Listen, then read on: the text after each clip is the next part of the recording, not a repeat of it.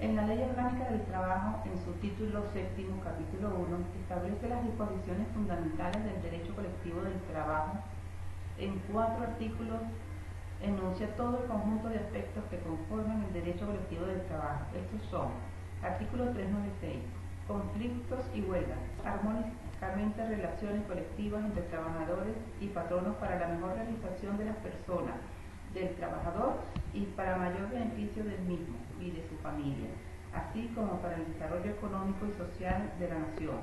A tales fines, el Estado garantiza a los trabajadores y a los patronos y a las organizaciones que ellos constituyan el derecho a negociar colectivamente y a solucionar pacíficamente los conflictos.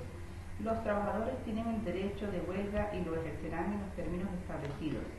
Artículo 397. Sindicatos. La organización sindical constituye un derecho inviolable de los trabajadores y patronos.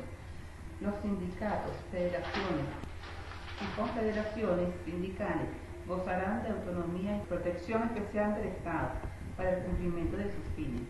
Artículo 398. Convenciones colectivas. Las convenciones colectivas de trabajo prevalecerán sobre toda norma, contrato o acuerdo en cuanto beneficien a los trabajadores.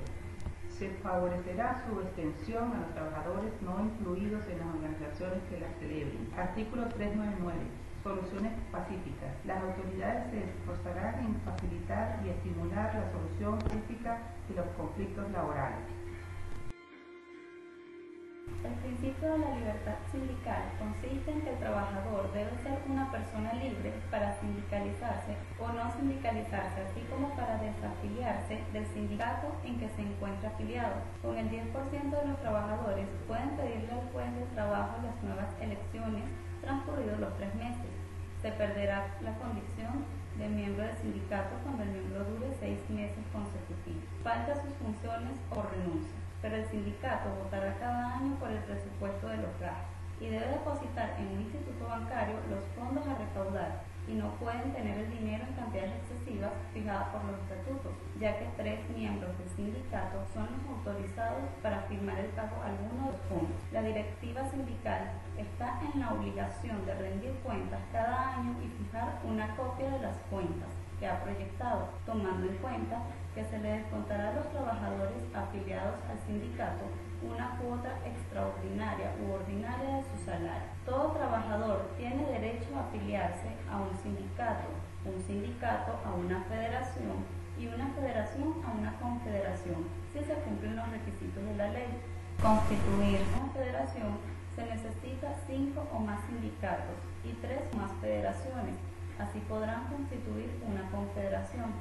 Las federaciones y confederaciones deben registrarse en el Ministerio de Ramo con los siguientes documentos: copia y acta constitutiva, copia de los estatutos aprobados por la Asamblea, nómina de los sindicatos o confederaciones. Hay que tomar en cuenta que no podrá registrarse una federación o una confederación mientras no haya sido registrada la mayoría de los sindicatos o federaciones que la integran. Para cumplir, todo trabajador que goce de fuero sindical, que se define como la garantía que la ley otorga a los trabajadores que promueven la legalización de un sindicato y a los miembros de las juntas directivas sindicales, no podrá ser despedido, trasladado o desmejorado sin justa causa y calificada por el inspector del trabajo, ya que los trabajadores gozarán de inamovilidad laboral desde el momento que se convoca a unas elecciones. Tomemos en cuenta que son causas de disolución de los sindicatos cuando llenan los requisitos de la ley, la consagrada de los estatutos para aplicarlas en la ley y cuando no hay de acuerdo en 2/3 de los miembros.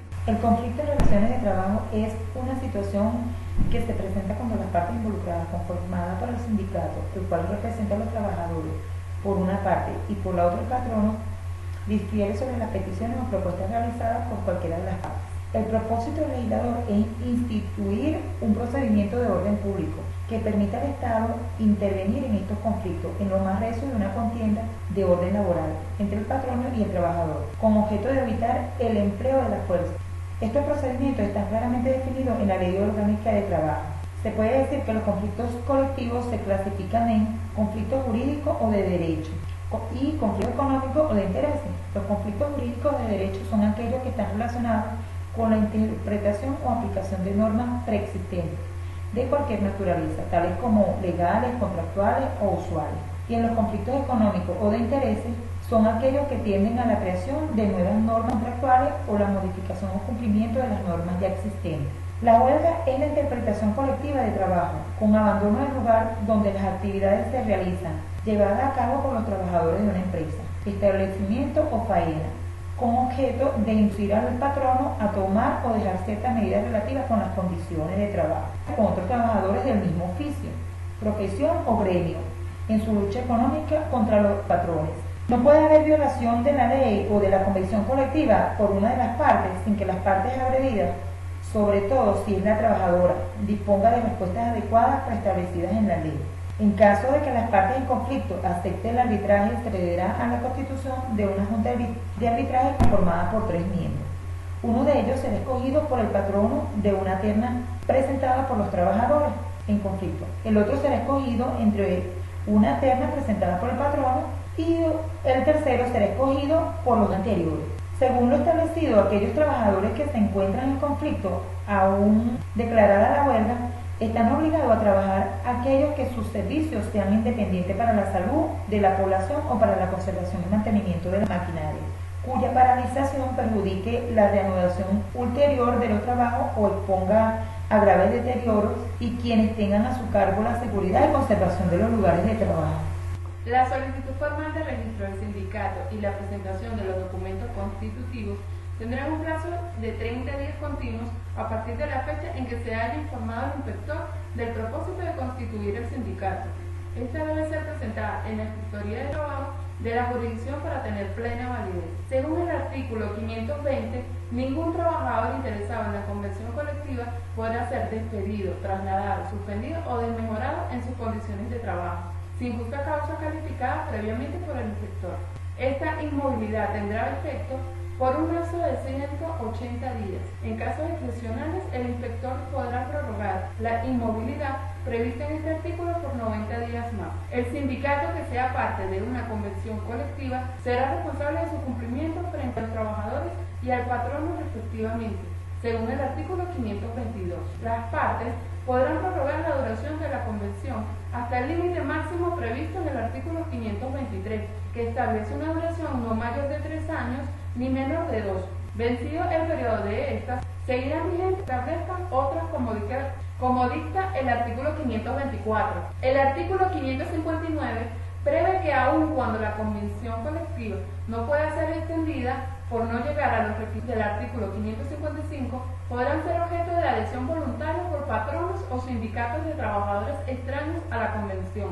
En este caso se trata de la adhesión a la reunión normativa laboral, sino a la adhesión a la convención colectiva producto de la misma, por parte de quienes no han participado en ella. Si por efecto de las adhesiones a la convención llegaran a cumplir con los requisitos del artículo 555, podrá llevarse a cabo el procedimiento de extensión, siempre que no hubiese caducado el plazo establecido por la ley.